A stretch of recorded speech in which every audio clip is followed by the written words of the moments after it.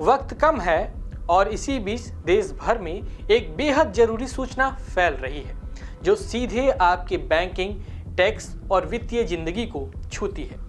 वो है pan card को आपके आधार कार्ड से लिंक करने की अनिवार्यता। सरकार ने आखिरकार एक स्पष्ट आखिरी तारीख तय कर दी है। इस छोटी सी प्रक्रिया की उपेक्षा करने की कीमत इतनी महंगी हो सकती है कि आप सोच भी नहीं सकते।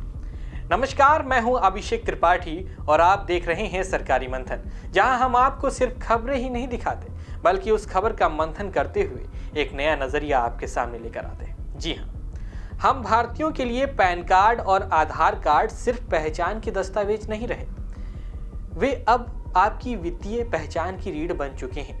पैन का उपयोग हम टैक्स रिटर्न भरने से लेकर बैंक खाते खोलने, निवेश करने और कई अहम लेन देन में करते हैं। आधार तो हर सरकारी सेवा, सब्सिडी और पहचान की पुष्टि में आधार स्तंभ बन चुका है। लेकिन सवाल अब यह है कि जब यह दो शक्तिशाली पहचानें एक साथ जुड़ने की आखिरी तारीख पर हैं, तो क्या होता है अगर कोई इस नियम को अनदेखा कर दे? सबसे पहले एक बात साफ कर लें, यह लिंकिंग वैकल्पिक नहीं है, यह अब अनिवार्य है।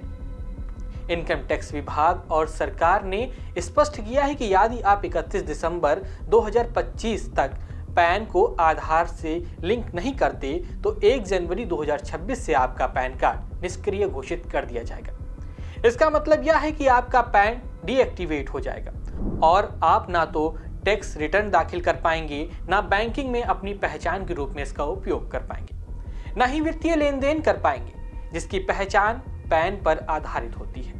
सोचिए, अगर आपका पैन निष्क्रिय हो गया, सरकारी सिस्टम उसे मान्यता नहीं देगा, आपका टैक्स रिफंड रुका रहेगा, आपकी आईटीआर फाइल नहीं हो पाएगी, बैंक खातों की केवाईसी पूरी नहीं हो पाएगी और इससे भी बड़ी बात, आपकी वित्तीय गतिविधियां प्रभावित होंगी। आप निवेश नहीं कर सकते, शेयर बाजार में पैसे नहीं लगा सकते और ऐसे कई काम हैं जिनके लिए पैन जरूरी होता है। यही नहीं, इनकम टैक्स डिपार्टमेंट यह भी कह रहा है कि अगर आपका पैन इनएक्टिव है तो टीडीएस और टीसीएस की दरें बढ़ सकती हैं, यानी आपका टैक्स कटना अधिक हो सकता है। अधिकतर लोग शायद सोचते हैं कि यह एक तकनीकी अपडेट मात्र है, मगर असल में यह पहचान की वैधानिक पुनः सूचना है। सरकार इस कदम को लागू इसलिए कर रही है ताकि डुप्लीकेट पैन कार्ड की समस्या, टैक्स चोरी और अन्य वित्तीय गड़बड़ियां रोकी जा सके। आधार और पैन दोनों की लिंकिंग एक तरह से यह सुनिश्चित करती है कि एक व्यक्ति के पास केवल एक ही पहचान संख्या हो, जिससे सिस्टम अधिक पुख्ता और विश्वसनीय बन सके।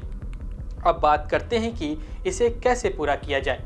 यह प्रक्रिया उतनी जटिल नहीं है जितना नाम सुनने में लगता है।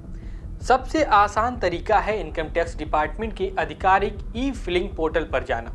वहां पर लिंक आधार के विकल्प पर क्लिक करें, अपने पैन और आधार नंबर दर्ज करें और जो ओटीपी आपके मोबाइल पर आएगा उसे डालकर पुष्टि कर दें। कुछ ही क्लिक में आपका पैन और आधार जुड़ जाएगा।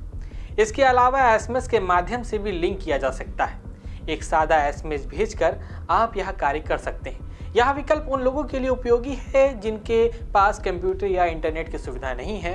इन सरल उपायों के बावजूद कई लोग अंतिम दिनों तक इंतजार करते हैं, जिससे पोर्टल पर भारी भीड़ और तकनीकी समस्या जैसी मुश्किलें सामने आ सकती हैं। लेकिन सिर्फ जुड़वाना पर्याप्त नहीं है। सुनिश्चित करें कि पैन और आधार पर लिखा आपका नाम, जन्मतिथि आदि एक ही जैसा है। डेटा मैच ना होने पर लिंकिंग प्रक्रिया फेल हो सकती है। ऐसे मामलों में आपको पहले अपने आधार या पैन में सुधार करवाना पड़ेगा ताकि दोनों दस्तावेजों पर जानकारी मेल खा सके। नाम में छोटी सी भी भिन्नता लिंकिंग में रुकावट डाल सकती है। अब एक बार फिर से हम उस अहम पहलू पर आते हैं। डेडलाइन 31 दिसंबर 2025 सिर्फ एक तारीख नहीं है, यह एक अंतिम चेतावनी है। इसके गुजर जाने के बाद न सिर्फ पेनल्टी का सवाल उठता है, 1000 तक का जुर्माना, बल्कि पैन निष्क्रिय होकर आपके वित्तीय जीवन में व्यवधान पैदा कर सकता है, जो फिर महीनों तक आपके लिए परेशानी बन सकता है। सरल शब्दों में कहें तो यह बदलाव सिर्फ एक तकनीकी अपडेट नहीं है, यह आपके वित्तीय भविष्य की सुरक्षा का सवाल है।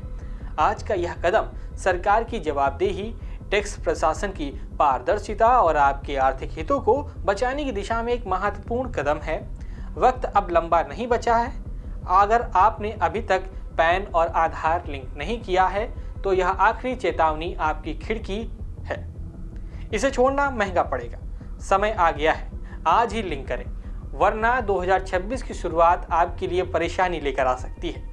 आपकी इस खबर पर क्या राय है, हमें कमेंट बॉक्स में जरूर बताइएगा। मैं हूं अभिषेक त्रिपाठी और आप देख रहे थे सरकारी मंथन। नमस्कार।